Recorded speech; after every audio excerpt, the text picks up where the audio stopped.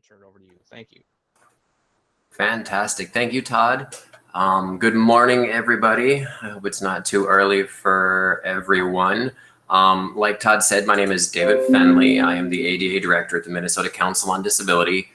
We are a very small agency in Minnesota that is tasked with essentially all things disability rights to the entire state of Minnesota. Part of that is education and outreach, which I'm doing right now. Let's get it going here. What we will discuss today. So I'll take you through a little bit of history and some language. I'll move into civil rights. That's really the disability awareness side of the presentation. Then we'll get into a little more of the technical stuff with civil rights, with barrier removal, things that just some tips folks can do when they're looking to remove barriers and make their space more accessible. I'll just broach historic designation tips, and if we have time, talk about a couple unique accommodation topics, and then hopefully set the stage for historic designation and accessibility conversation throughout the afternoon. So let's get going. I like to start bright and early, getting y'all thinking. So I got a question for you, and feel free to type your answer into the chat box or just think it. When I meet someone with a disability that I'm not familiar with, I often feel A, uncomfortable or ignorant, B, I'm usually curious and sometimes stare, C, I often feel bad for them, D, some combination of the above, or E, other. No wrong answers here. And I also, if folks want to be brave and want to chime in and talk about their answers, they're more than welcome to. I usually fit into, I do this work for a living every day. I've been doing this for about seven years now. I fall into D, some combination of the above. Feeling uncomfortable is pretty common. It's a pretty common trait for humans to feel uncomfortable around people who don't look like them, move like them, behave like them, or think like them in terms of disabilities that involve cognitive abilities. So the reason why I start out with this question and move into disability awareness is you'll get a lot of the how to do things later on in the day. I really like to set up the why you should do things. So understanding the best that you can the lives of folks with disabilities. And I think going through history and language are very important when you're looking at why things should be accessible or why we have these civil rights laws that exist in our society. All right, so demographics. So approximately a quarter of the population, and this is in the United States, has a disability defined by law. It's a pretty large minority group.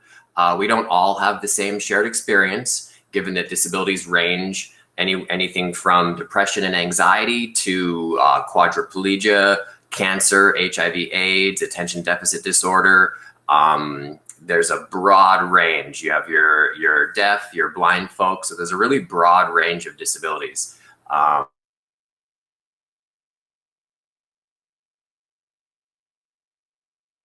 Is a pretty large number. Once you hit the age 65, you're looking at over half the population has a disability.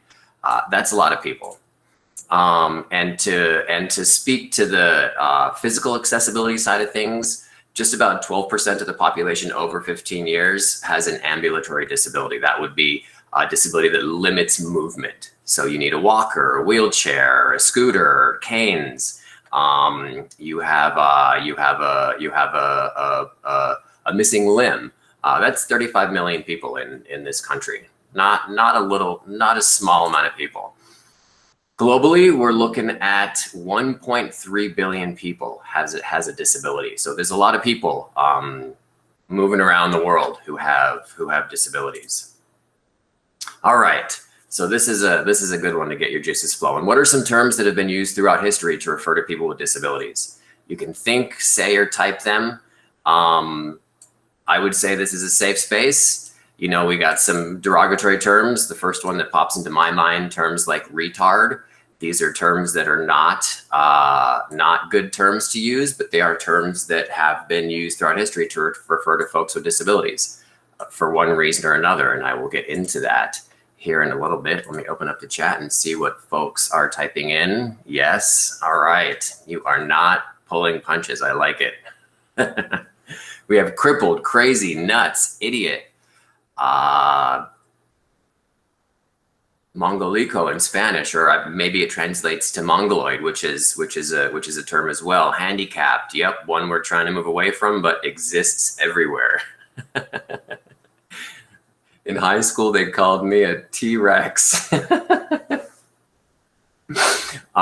Yeah, all the things that people come up with to refer to bodies or brains that work differently. Lame, odd, special. Yes, these are all good ones. I appreciate the participation, everybody. Slow. Yes. All right. So I like to dive in here to history with a quote from Stella Young, who's a comedian, a writer, and an activist. Stella says, in days gone by, short-statured people were not only labeled as ugly, stupid, and freakish, they were often owned by aristocrats and treated at best as entertainment and at worst as pets. So this is kind of where we're starting from.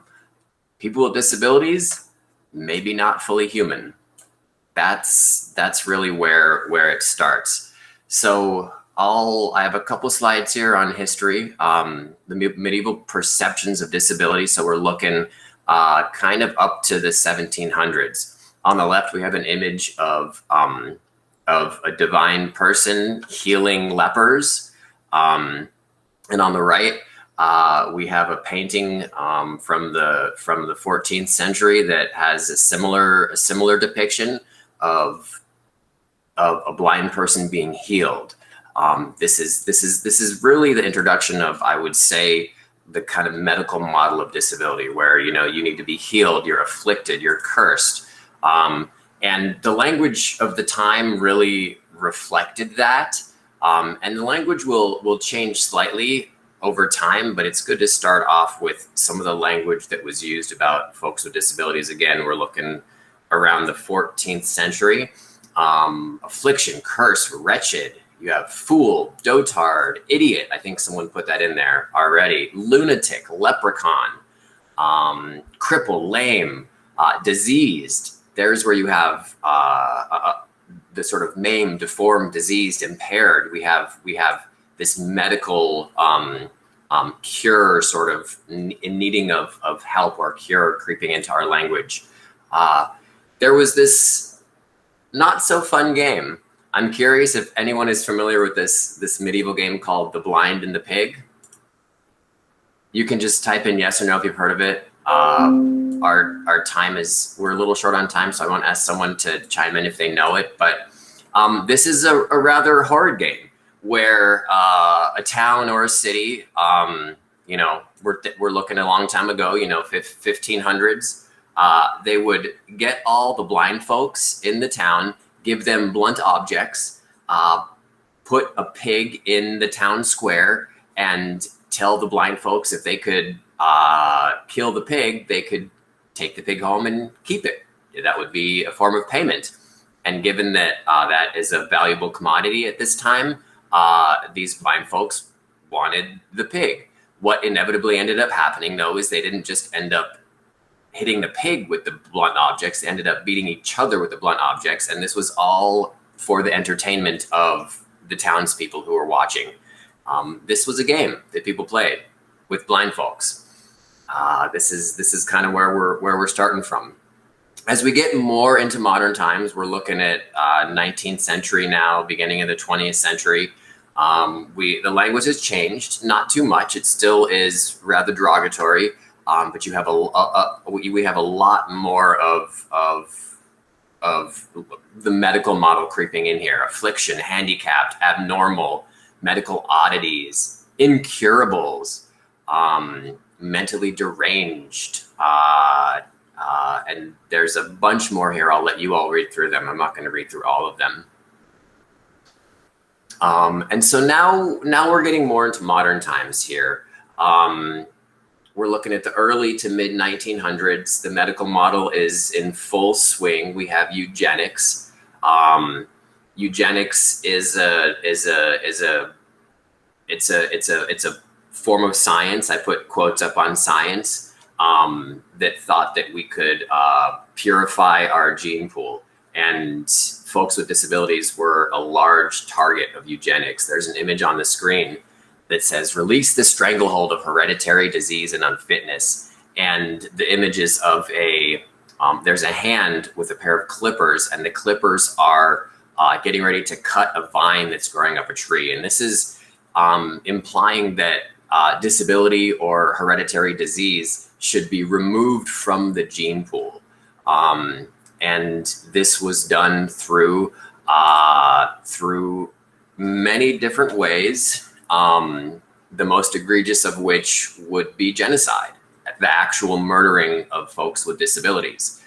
We're not that far off from Nazi Germany. Also here in the United States, we have legally taken folks' ability to procreate away from them by not allowing them to have kids, and it's not their choice. Forced sterilization is the term that people used. So we're looking at murder, forced sterilization. We have institutionalization. This was from 1965. This is not too long ago. We have an institution attendant who would say about the people who were in their institution in the 60s, and this is a quote: "What can one do with those patients who do not conform? We must lock them up or restrain them or sedate them or put fear into them." That was an acceptable way to view folks with disabilities at this time. We have a couple images from institutions. There's the image on the right is with children in institutions, all kind of huddled together and some facing corners. We have another image on the left that has people with no clothes on, people shivering and cowering, and these were the conditions with which we put folks with disabilities in the 60s. I'm cruising right along here from institutionalization. I'm going to go into civil rights. It's a big change here. It's only 1965 to 1990. We have three images here. The two on the right are the Capitol crawl. So the Capitol crawl was radical at the time, a radical act of protest. In 1989, 1990, the U.S. Capitol was not accessible. So folks with disabilities, folks who use wheelchairs and canes, removed themselves from their wheelchairs and physically dragged themselves up the Capitol stairs. It was pretty heart-wrenching, and it had a big impact on the ability of Congress to pass the Americans with Disabilities Act in 1990. The Americans with Disabilities Act being essentially civil rights for folks with disabilities. And to kind of sum up here, this history, medical model, language section of the presentation, this is a quote from Trudy Jacobson from the ARC. Using a diagnosis as a defining characteristics reflects prejudice and also robs the person of the opportunity to define him or herself. So we're really challenging the medical model here. The medical model on the left, the predominantly accepted model, I won't read through all of these bullet points. It's kind of a full slide, but the medical model is where we are now. And I would say a social model is what we want to move towards.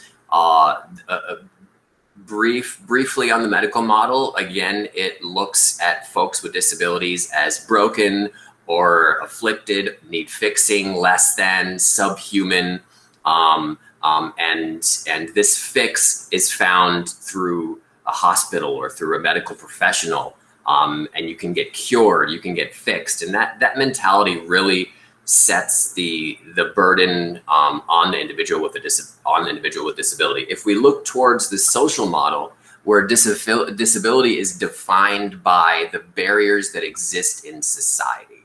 So a thought experiment for you all. If every single space was fully accessible to people who use wheelchairs, would people who use wheelchairs be considered disabled?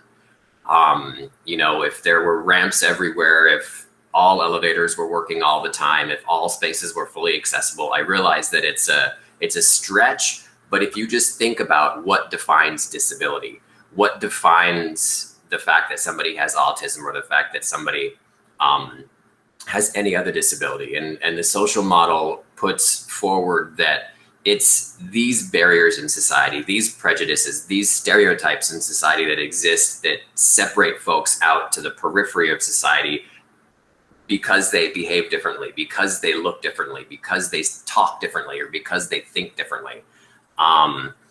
The social model challenges that, and it really requires a paradigm shift.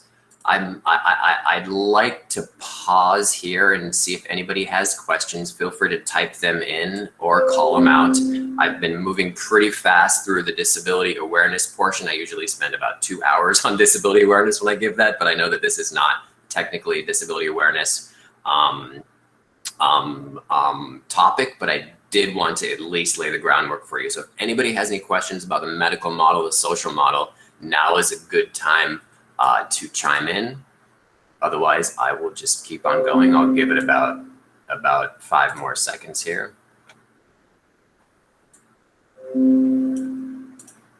Okay, no questions. I'll keep on plowing through. All right, so we have civil rights legislation. It is 1990. The Americans with Disabilities Act has passed. It has 5 titles in it. I'm going to focus on Title II and Title III the next few slides, but I did want to at least introduce Title I to you, given that some of you might be employers or you might be providing services to employers. Essentially, Title I just protects folks with disabilities at their job. So if they require an accommodation for their job, Title I allows them the ability to seek out that accommodation for the job. So say something in the building is inaccessible, or they need a different work schedule. The range of accommodations is pretty broad. And I can answer any more questions about that offline. I'm happy to provide my contact information, but I don't want to spend any more time on Title I because it has less to do with the requirement to be accessible. That comes in Title II and Title III. The main difference between Title II and Title III is Title II is essentially applies to government. Title III applies to places of public accommodation or the private sector, we could call it that. Businesses, museums, bars, nonprofits, essentially anything that's not a government service that members of the public can go into. So things that would not be considered Title III would be like your home, any sort of private place where members of the public aren't allowed to go. Okay, so Title II, government. So programs, services, and activities of state and local government, they must be accessible and usable by people with disabilities. This is the main difference between Title II and Title III. In Title II, government has to be accessible. There's no question about it. There's no only if you can afford it, which Title III has in it, and I'll get into that later. But if you are a government entity, and I know that most of you probably are not, but you very well might, a lot of you very well might be receiving a lot of your funding through the government, whether it's a county, a state, or the feds. It's important to know what your requirements is as it pertains to accessibility. So say you inhabit a city building or a county building, that if that building is owned by a government, then they have a higher level of responsibility to be accessible, to make their space accessible. And the second bullet point here says that the government may not refuse to allow a person with a disability to participate in a service, a program, or activity simply because the person has a disability.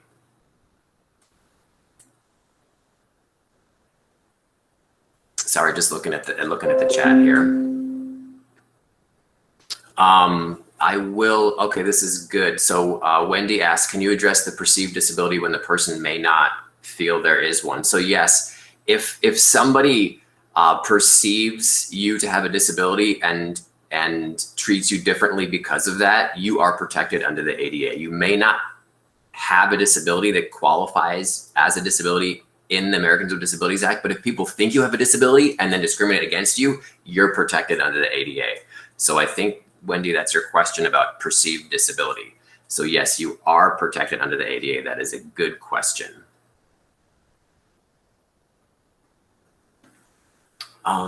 Again, looking, not a good multitasker, so just reading through the comments here. Yes, Cynthia, there's a lot of, so I won't speak to specific disabilities and what some of the accommodations are and some of the accessibility options are, but I'm happy to dive more into that in question and answer or in the panel discussion as well.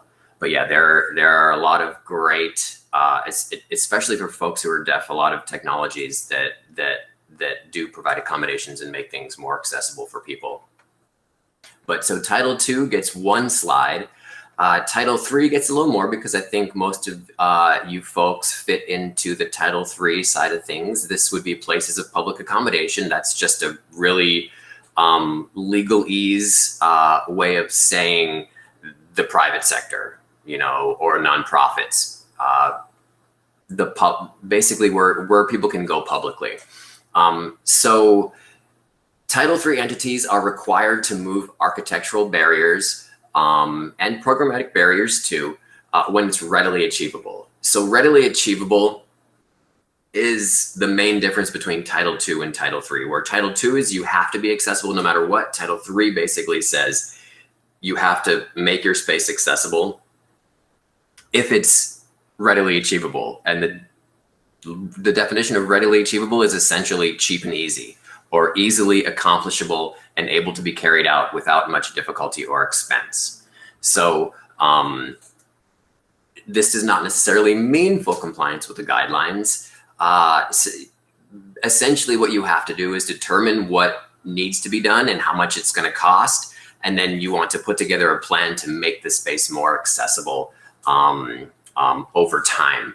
The goal of the ADA being, you know, passed in 1990, businesses, museums, everybody else, you know, over the span of say 31 years, these entities would slowly become more accessible. And as new buildings were built, they would all be accessible by default. And then over the span of a matter of time, everything would be accessible. Unfortunately, this isn't necessarily the case. This isn't, you know, it on the front burner of everybody's, of every business's plans. So a lot of this stuff fell to the wayside after the 1990s. There was a big push in the 1990s to make things accessible, but we don't see a lot of that happening now. And unfortunately, how it's remedied is usually through lawsuits. And I prefer not to see lawsuits. I would prefer to see people making their spaces accessible rather than get sued. But I'm going to go into a little bit of confusion about the ADA now. So there is no grandfather provision. Anybody who tells you that is misinformed, or they are lying to you. If your building was built in 1890 or 1990, you still have a responsibility to remove barriers. So over time, remove barriers in the building to make it more accessible. And again, if it's readily achievable. And the point, a lot of what we'll be talking about later on today is obviously we run into some difficulties when things are designated as historic. So there's no grandfather provision. So it doesn't matter when the building was built, the ADA still applies. There is a safe harbor provision, and I will get into that on the next slide. It's important to note the difference between the Americans with Disabilities Act, which does have technical standards in it, and state building code. So I know a lot of you here are from Minnesota. I will be speaking directly to the Minnesota building code. My job is based in Minnesota, so I don't know how other states run their building codes. But in Minnesota, it's very important to differentiate the ADA from state building code. And that is because building code in Minnesota, our building code has essentially the ADA built into it, and it's called our accessibility code. I'm sure most of you know this, given that you're architects and the such. But in Minnesota, you want to look to the building code as your access standard, because in every instance, the building code is either equal to or goes above and beyond the ADA. So say, and a good example of this would be in disability parking. So in Minnesota, new or resurfaced lots, disability parking spaces, every single disability parking space needs to have an 8-foot wide access aisle. That is different than the ADA. The ADA says you have a 5-foot access aisle, and then 1 out of every 5 or 6 spots, I think, has to be an 8-foot access aisle. But in Minnesota, every access aisle, and that's the no parking part of disability parking, has to be 8 feet. So if you went by the ADA, you'd be technically violating building code. And if you're violating the accessibility code, you could technically be sued under the ADA for not meeting the technical guidelines that are set out in Minnesota building code. Does that make sense? If not, please ask a question now. It can get a little, it can get a little weedy. For states where their building code does not meet or go above and beyond the ADA, you want to look to the ADA. So essentially, in whatever state you're in, you want to pick either the ADA or your building code for whichever one has the highest level of access. So if building code goes above and beyond, you do building code. If the ADA goes above and beyond building code, you meet the ADA standards in terms of technical guidelines. And the last bullet point here, the ADA is used to determine when to make changes. It's a little complicated, but essentially, with building code, you only have to meet building code when there's a change in use or when there's a renovation. And I'm sure we have some building code officials on the call here too. So if you want to chime in and correct me, please do. But the ADA says you have an ongoing obligation to remove barriers. So unless you're constantly removing barriers, you could potentially be in violation of the ADA.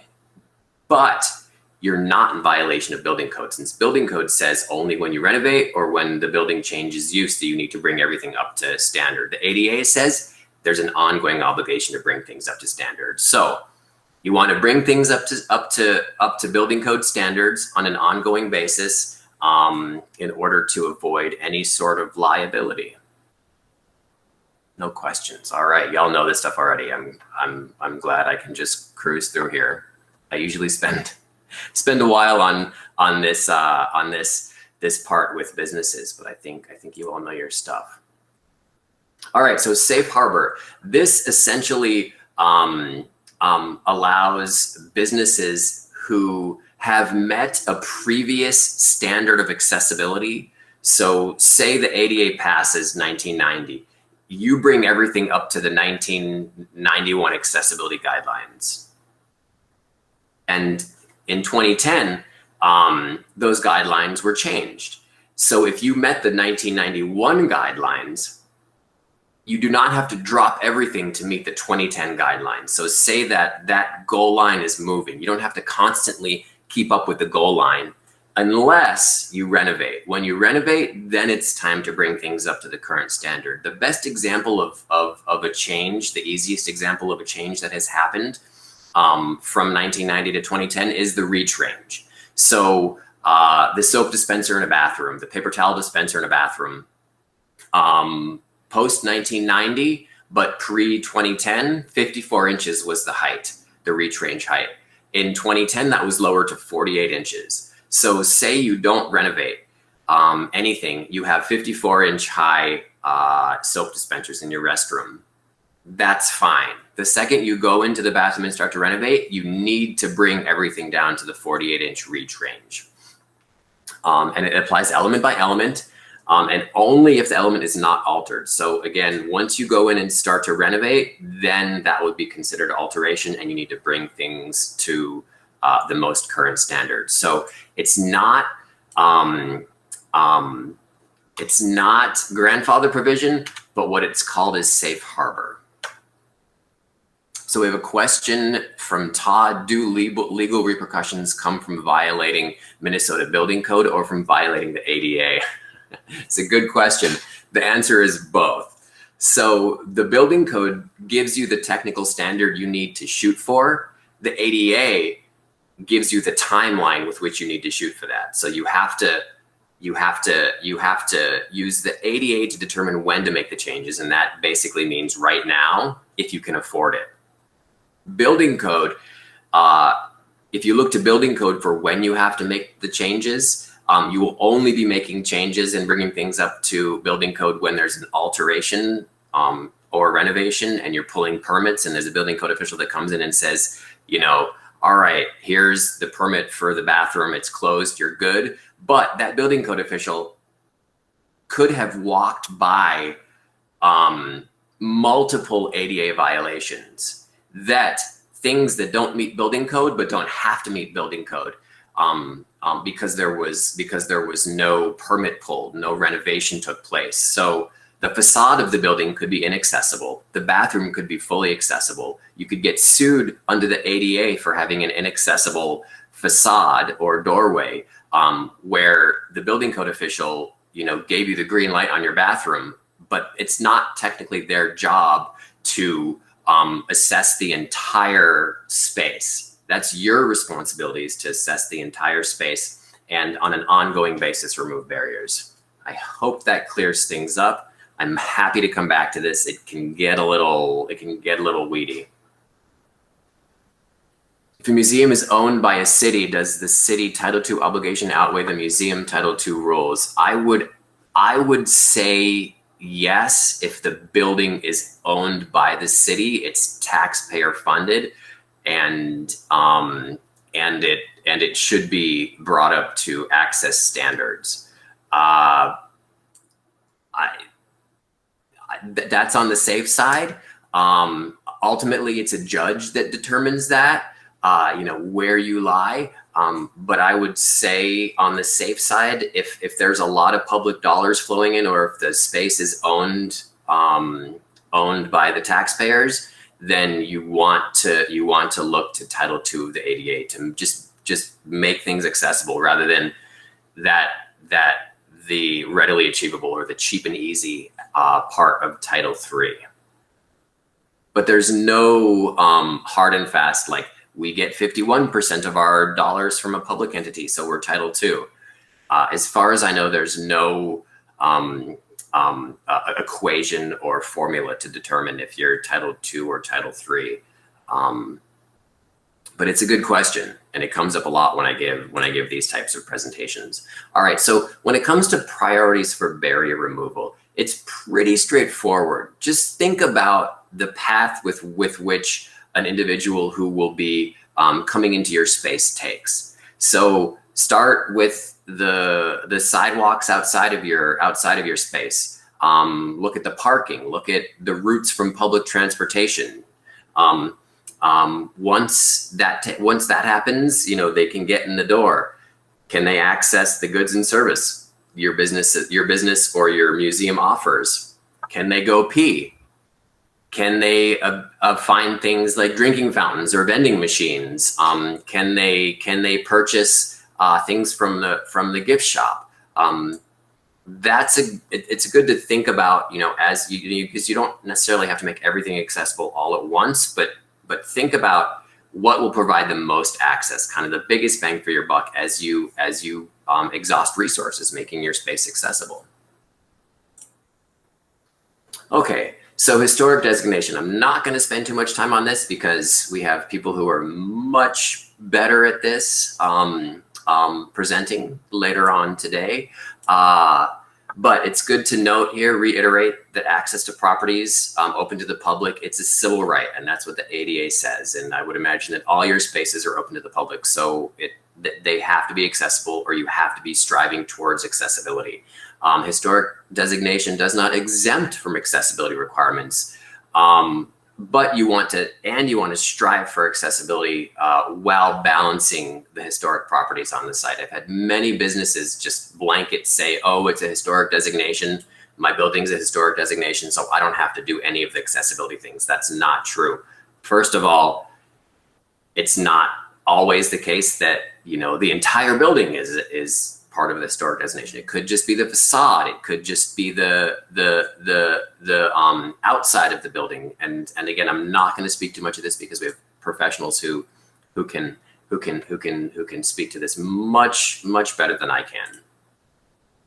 So the barrier removal obligation is on both the owner of the business or museum and the landlord. So say it's a building where a business is just leasing a space, both the business owner and the property owner can get sued. So it's important to note that obligation is on both of those parties. And you want to, again, build to new construction standards. That would be current building code. If an alteration rises to the level of being technically infeasible, essentially, you know, it's a load-bearing wall. You can't take it out to make the bathroom stalls bigger. You want to document that. You want to document what is not possible to change in the space. So if it does come up, or if you are sued, or if someone does ask questions, you can say, hey, look, we're proactive. We have a plan. Here's what we can do. Here's what we're doing. Here's when we're doing it. Here's what it's going to cost. Here's what we can't do because it's technically infeasible.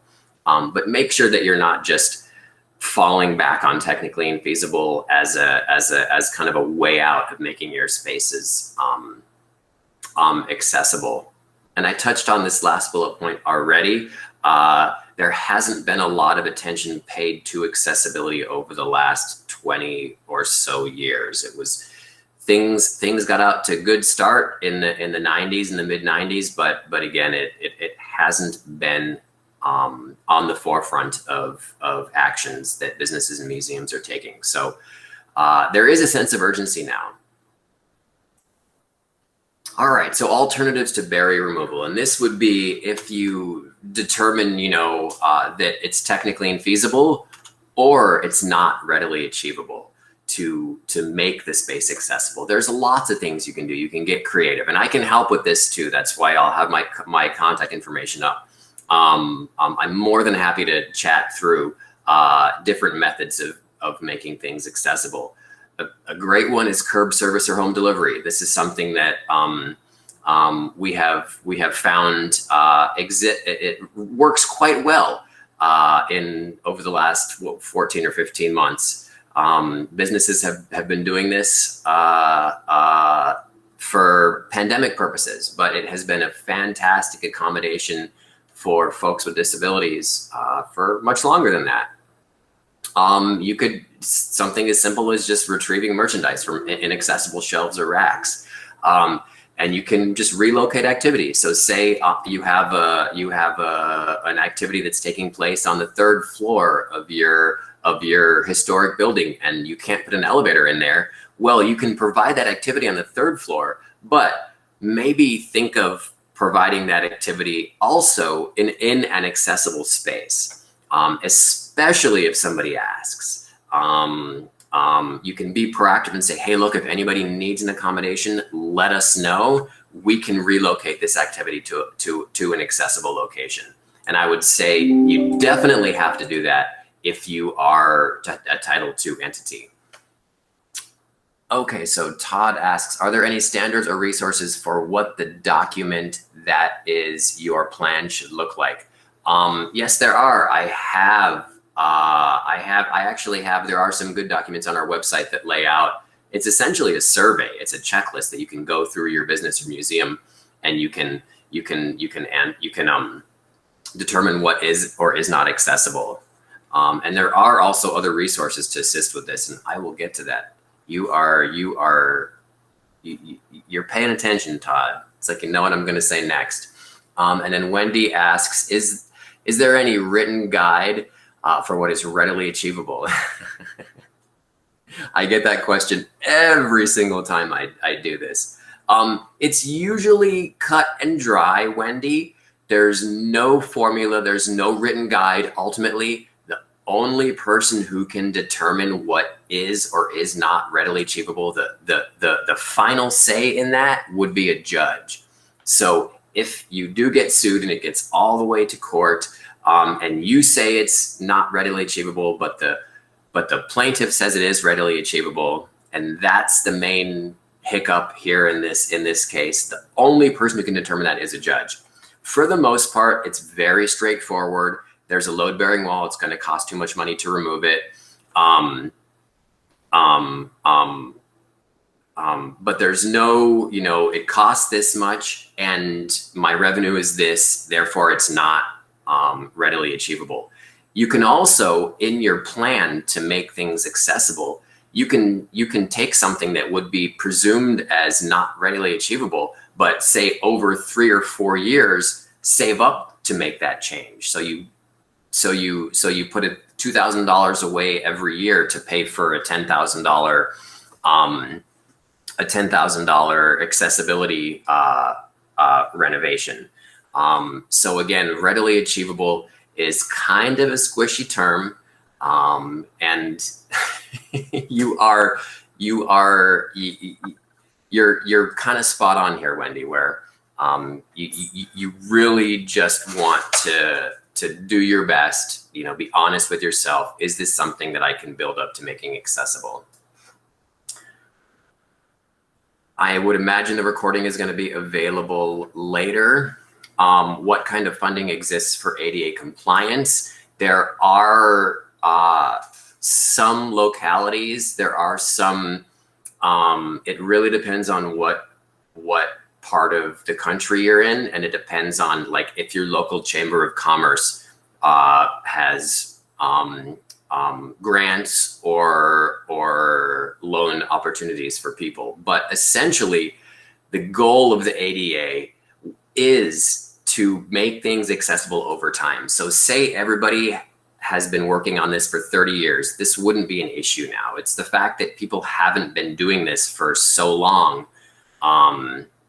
as to why we're at a place now where people are sort of scrambling and saying, well, I need help, or I need some money with this. Well, if folks had been working on this for the last 30 years, we wouldn't be in the situation now. But that being said, there are not a lot, but there are local funding options. There are also tax refunds that, perfect. Thank you, Todd.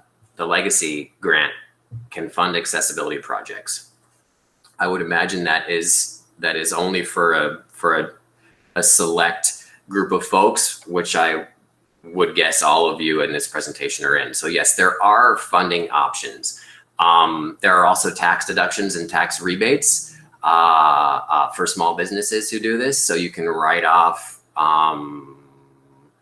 I think 100% of the costs up to, I think it's $50,000 in any given year. If my memory serves me correct, I do have a one page on that I can share with folks as well.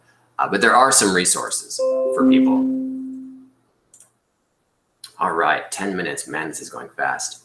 The building access survey, I touched on that. You have accessibility specialists. That is a carve out of building code officials here in Minnesota that focus solely on the on the accessibility code in building code. That is my designation. I have that accessibility specialist designation. So you can contact an accessibility specialist to help with this. My agency does have a lot of resources to identify and to work towards making things accessible. But ultimately, you want to identify these barriers. That is the main goal here. Identify the barriers, document your progress, document what you can't do. So finishing up here. So civil rights. Enforcement lies federally with the Department of Justice. In Minnesota, we have a Department of Human Rights that enforces our Minnesota Human Rights Act, which is basically in line with the ADA. So here in Minnesota, the DOJ can enforce it. Or people's other option is to sue. That's an unfortunate option because it puts the burden on the individual with a disability. I like to see businesses and museums be proactive. I like to introduce the notion of accommodation versus accessibility. Accommodation is kind of like a fix after the fact. So say a space is not accessible, you know, you call up and say, I want to attend the meeting. It's not an accessible space. All right, we have to move the meeting. Well, if that meeting was just moved in the first place, or if that space was made accessible, there would be no need for an accommodation. So things that are accessible, you don't need accommodations for. Accommodation is kind of that afterthought, that fix afterwards. Very important in a world that's not accessible. But if we had a world that was accessible, would there be need for accommodations? And so this third bullet point and also the last bullet point, accessibility, ubiquity, everybody really benefits from accessibility. Two of the best examples of this would be automatic door openers or just doors that open magically without hitting a button, and curb cuts. So I think of a curb cut. I think of everybody who enjoys the usage of curb cuts. It's not just people who use wheelchairs. It is people on bikes. It's parents with strollers. It's now we have people who like to text and walk when they cross the street.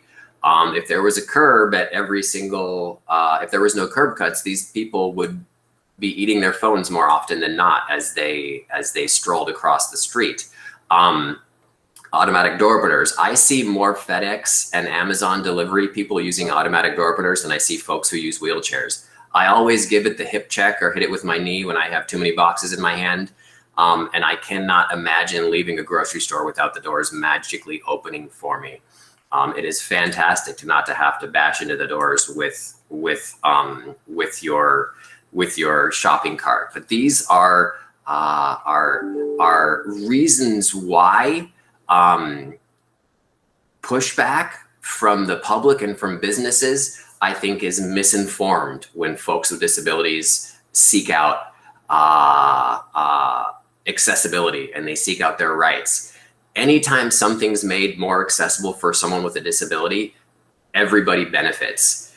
Text messaging wouldn't exist without people who are deaf.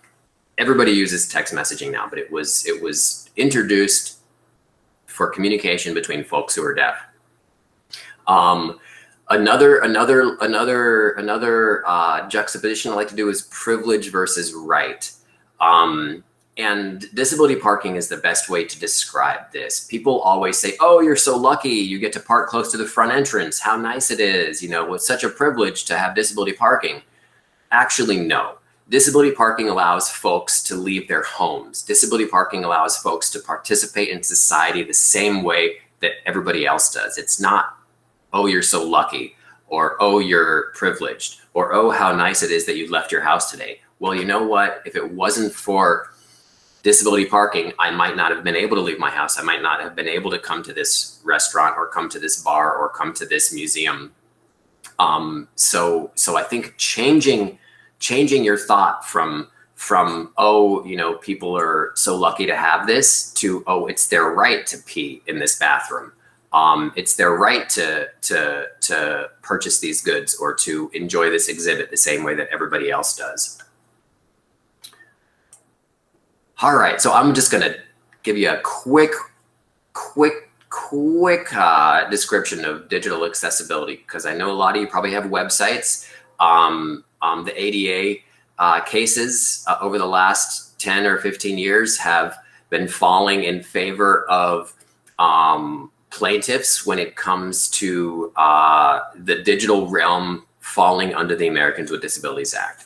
So websites need to be accessible. Documents need to be accessible. Essentially, an accessible website is a website that can communicate with the technology that someone with a disability uses. So someone who's blind uses a screen reader. If that screen reader can't interact with your website the same way that somebody who can see the website interacts with the website, then that website is not accessible.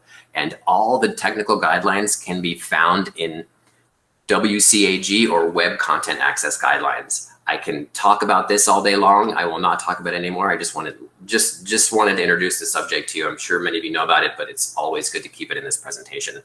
I have 4 minutes. I will skip my accommodation topics. I like to toss in service animals here because folks usually have questions about that, but I will stop with 4 minutes and allow folks to ask questions before I pass it off to the next presenter. So does anybody have any questions, or would you like me just to talk about service animals for 2 minutes?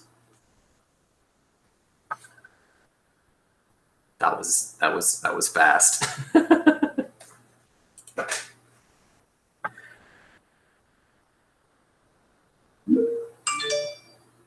No questions. All right. Well, I'll take my 3 minutes, and I will just get into some basics of access. Maybe I will. Thank you, Colin.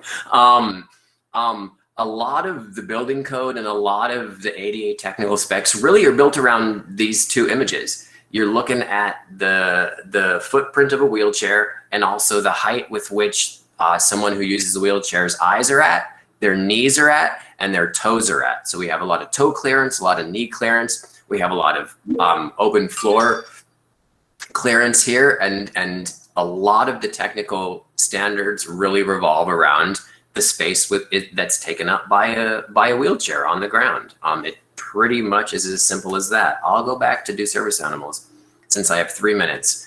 All right, it's kind of a fun one. Everybody likes to pet animals, but when it comes to service animals, only pet if you're given permission by the individual who's using the service animal, because that animal is working, and if they are being pet, they may not be doing their job. So service animals, which are predominantly dogs, or in rare instances a miniature horse, we'll probably never see those, but it is in the law, so I want to at least give them credit. So these dogs or miniature horses are individually trained to do work or perform tasks for the benefit of an individual with a disability.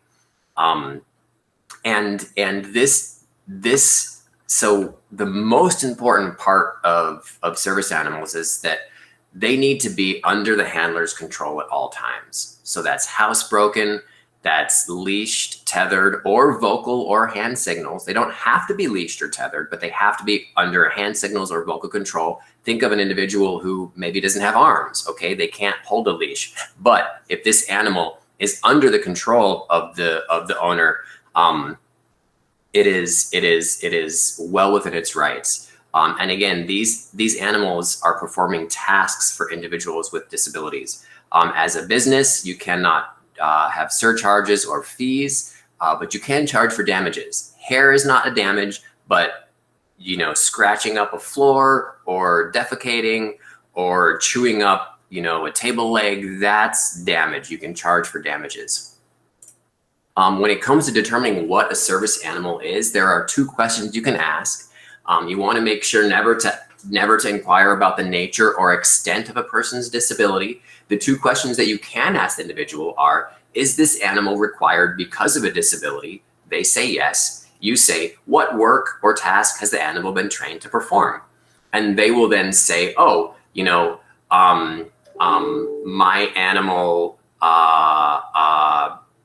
lays across my chest and stops my seizures when I have a seizure. I know a couple seizure dogs who do this. Or my animal, since I'm deaf, my animal can hear when people call my name and alerts me, or it lets me know if there's an emergency or something happening.